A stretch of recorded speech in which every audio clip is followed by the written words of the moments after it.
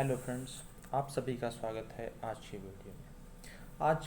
आज की वीडियो का विषय है नागरिकता संबंधी उपबंध। नागरिकता संबंधी उपबंधों की अगर हम बात करें तो हमारे संविधान के भाग 2 में नागरिकता संबंधी उपबंधों का उल्लेख किया गया है, जो कि संविधान के अनुच्छेद 5 से अनुच्छेद 11 तक वर्णित है। तो सबसे पहले हम बात करते हैं कि नागरिकता की आवश्यकता आखिर क्यों पड़ी। बिना नागरिकता के भी तो नागरिकता के प्रावधानों के भी संविधान बनाया जा सकता था। जैसा कि हम जानते हैं कि राज्य के आवश्यक तत्वों में एक तत्व है नागरिकों का होना, एक निश्चित जनसंख्या का होना, और वो जनसंख्या उस राज्य की होनी चाहिए। तो जो राज्य की अपनी जनसंख्या होती है वही नागरिक कहलाते हैं। और जो अधिकार प्राप्त होते हैं व्यक्तियों को, वो दो भागों में बंटते हैं। एक व्यक्तियों को प्राप्त अधिकार और दूसरे नागरिकों को प्राप्त अधिकार। व्यक्तियों को प्राप्त अधिकार जो होते हैं वो सभी को प्राप्त होते हैं, चाहे सामान्य व्यक्ति हो, यानी चाहे वो विदेशी हो चाहे नागरिक हो। किंतु जो दूसरे तरीके के अधिकार हैं नागरिकों को प्राप्त अधिकार, ये एक कुछ विशेष प्रकार के अधिकार होते हैं जो केवल नागरिकों को ही प्राप्त होते हैं।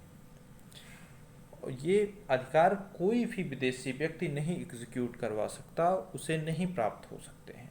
जैसे भारतीय संविधान में अगर हम मूल अधिकार देखें तो कुछ मूल अधिकार हैं जो व्यक्तियों को प्राप्त हैं, कुछ नागरिकों को प्राप्त हैं। केवल नागरिकों को जो मूल अधिकार प्राप्त हैं वो हैं अनुच्छेद 15 के 16 समता का अधिकार, अनुच्छेद 19 के अंतर्गत स्वतंत्रता का अधिकार, अनुच्छेद 29 और 30 संस्कृत संबंधी, जो अल्पसंख्यकों की संस्कृत संबंधी अधिकार हैं वे अधिकार, ये अधिकार केवल नागरिकों को प्राप्त है। इसके अलावा कौन कौन से अधिकार, जैसे जब हम राष्ट्रपति की अर्हता पढ़ते हैं तो पढ़ते हैं वह भारत का नागरिक होना चाहिए, यानी कि कोई भारत का नागरिक ही राष्ट्रपति हो सकता है, कोई भारत का नागरिक ही लोकसभा का सदस्य हो सकता है, कोई भारत का नागरिक ही राज्यसभा का सदस्य हो सकता है, कोई भारत का नागरिक ही विधानसभाओं का सदस्य हो सकता है। तो इस तरह कई सारे ऐसे अधिकार हैं जो केवल नागरिकों को प्राप्त हैं। इसीलिए नागरिकता का प्रावधान किया गया। नागरिकता का प्रावधान हमारे संविधान में जैसे ही बताया गया कि भारत संघ क्या है और उसके राज्य क्षेत्र क्या होंगे, उसके तुरंत बाद सबसे पहले नागरिकता का प्रावधान बताया गया। तो भारत में नागरिकता के प्रावधान दो तरीके से हैं। पहला तो संविधान के अंतर्गत वर्णित है, अनुच्छेद 5 से लेकर 11 तक, और अनुच्छेद जो 11 है ये बताता है कि भारतीय संसद को ये अधिकार प्राप्त है कि वह नागरिकता के लिए विशेष प्रावधान बना सकेगा। तो उसके अंतर्गत भारत की संसद ने भारतीय नागरिकता अधिनियम 1955 का निर्माण किया, जिसके अंतर्गत नागरिकता, सबसे पहले हम बात करेंगे संवैधानिक प्रावधानों की नागरिकता संबंधी। नागरिकता संबंधी जो संवैधानिक प्रावधान है उसमें पहला है अधिवास द्वारा नागरिकता, जो अनुच्छेद 5 के अंतर्गत वर्णित है। दूसरा है पाकिस्तान से प्रव्रजन करके आए हुए व्यक्तियों की नागरिकता, जो अनुच्छेद 6 में वर्णित है। तीसरा है भारत से पाकिस्तान प्रव्रजन करके गए व्यक्तियों की नागरिकता, जो कि अनुच्छेद 7 में वर्णित है। अगला है विदेशों में रहने वालों की नागरिकता, जो अनुच्छेद 8 में वर्णित है। अब सबसे पहले बात करते हैं अधिवास द्वारा नागरिकता। उससे पहले हम जानते हैं कि आखिर अधिवास क्या है, अधिवास शब्द का अर्थ क्या है। ये क्योंकि जब तक हम इसे नहीं जानते हैं तब तक अधिवास द्वारा नागरिकता के बारे में हम नहीं जान पाएंगे। अधिवास शब्द वास्तव में ऐसा है जहाँ व्यक्ति अस्थायी रूप से निवास करता है। एक केस आया था central bank of India limited बनाम राम नारायण का, जिसमें कहा गया था कि अधिवास शब्द का वह अर्थ है जहाँ पर व्यक्ति अस्थायी रूप से निवास करता हो, जहाँ पर व्यक्ति अस्थायी रूप से निवास करता हो और उसे छोड़कर जाने का उसका कोई इरादा ना हो।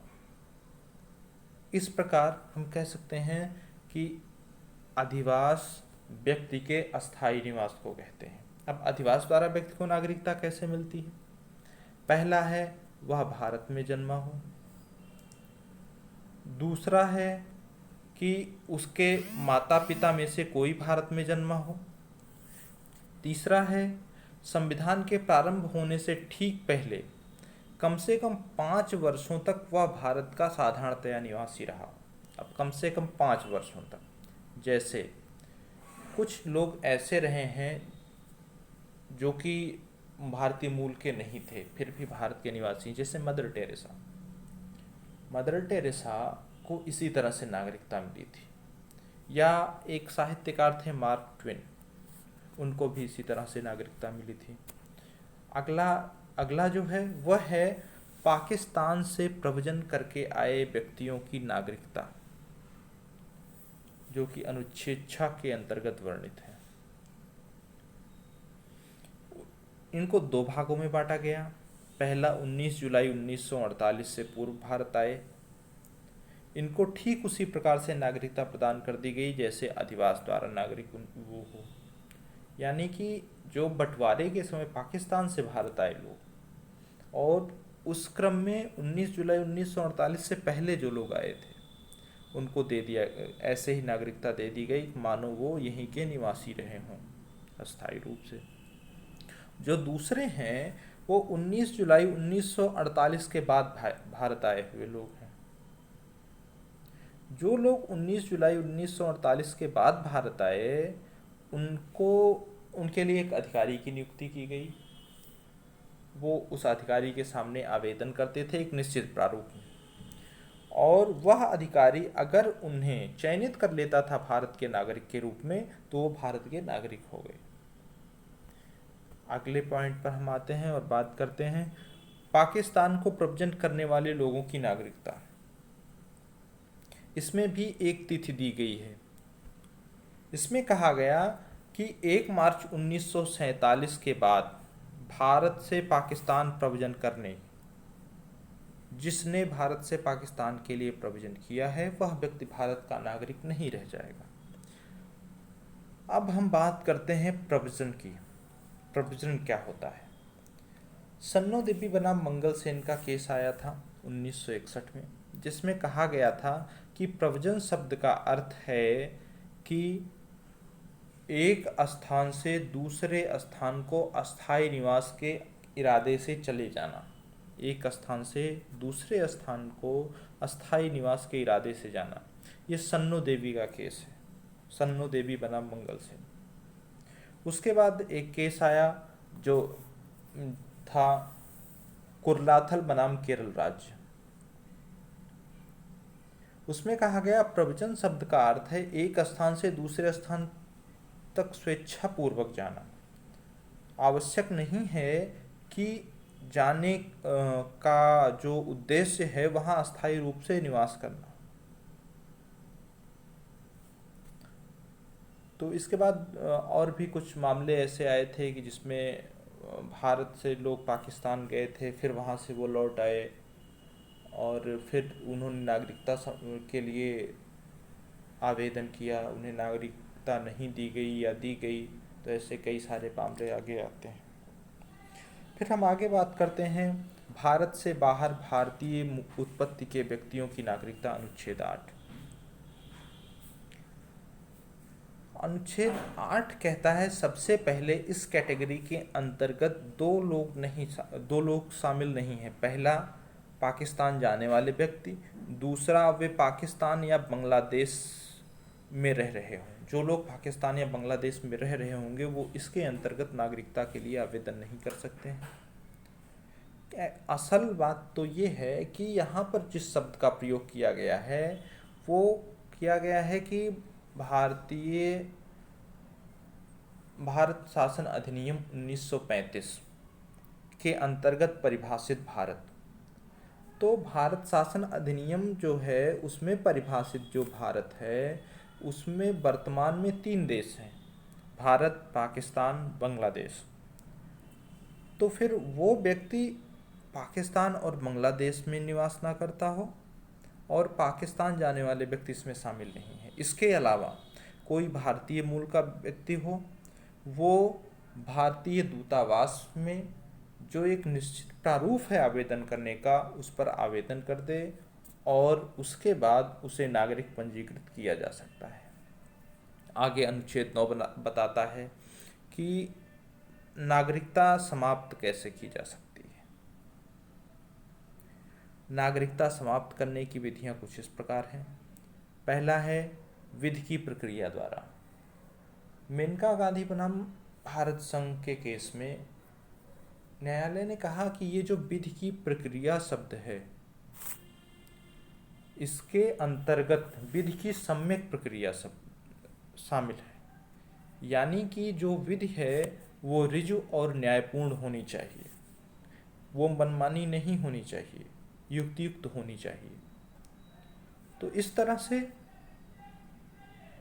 विधि जो है वो सम्यक प्रक्रिया द्वारा बनी हो और उसकी प्रक्रिया द्वारा ही नागरिकता समाप्त की जा सकती है। यानी कि कोई कानून बनाया गया हो कि कोई व्यक्ति कोई निश्चित कार्य करेगा तो उसकी नागरिकता समाप्त हो जाएगी, या फिर किसी अन्य देश की नागरिकता ग्रहण कर लेने पर व्यक्ति की नागरिकता की समाप्ति हो जाती है। दो तरीके संविधान में बताए गए हैं। अब जैसा मैंने पहले बताया था कि अनुच्छेद 11 के अंतर्गत संसद विधि बना सकता है नागरिकता के संबंध में। तो इसके लिए संसद ने एक कानून बनाया, भारतीय नागरिकता अधिनियम 1955, जिसके अंतर्गत 5 प्रकार से नागरिकता अर्जित होती है। पहला जन्म द्वारा नागरिकता धारा 3 के अंतर्गत, दूसरा वंशक्रम द्वारा नागरिकता धारा 4 के अंतर्गत, तीसरा है रजिस्ट्रीकरण द्वारा नागरिकता धारा 5 के अंतर्गत, देशीकरण द्वारा नागरिकता धारा 6 के अंतर्गत, अर्जित भूभाग द्वारा नागरिकता धारा 7 के अंतर्गत। इसके अलावा विदेशियों द्वारा नागरिकता का पंजीकरण धारा 7A में, भारत में विदेशी नागरिकों को अधिकार प्रदान किया जाना वो है धारा 7B। इसके अलावा धारा 7C में विदेशी नागरिकता की घोषणा द्वारा नागरिकता के परित्याग की बात की गई है। धारा 7D में केंद्रीय सरकार को विदेशी नागरिकता का निरसन करने की शक्ति है। धारा 14A के अंतर्गत राष्ट्रीय पहचान पत्र जारी किए जाने का उपबंध है। और भारतीय नागरिकता अधिनियम 1955 के अंतर्गत 3 प्रकार से नागरिकता के परित्याग की घोषणा की गई है। पहला है नागरिकता परित्याग घोषणा द्वारा, दूसरा दूसरे देश की नागरिकता स्वीकार कर लेने पर, और तीसरा नागरिकता से वंचित कर दिए जाने पर। तो फिर आज हमने जो पढ़ा, आज हमने जाना भारत नागरिकता संबंधी उपबंध के बारे में, नागरिकता की आवश्यकता क्यों पड़ी, भारत में नागरिकता के प्रावधान, संविधान में नागरिकता के प्रावधान, अनुच्छेद 5, अनुच्छेद 6, अनुच्छेद 7, 8 और 9। इसके अलावा संसद द्वारा बनाई गई विधि के अंतर्गत नागरिकता के प्रावधान। आज के लिए बस इतना ही। फिर मिलते हैं आपसे नए वीडियो में नए विषय के साथ।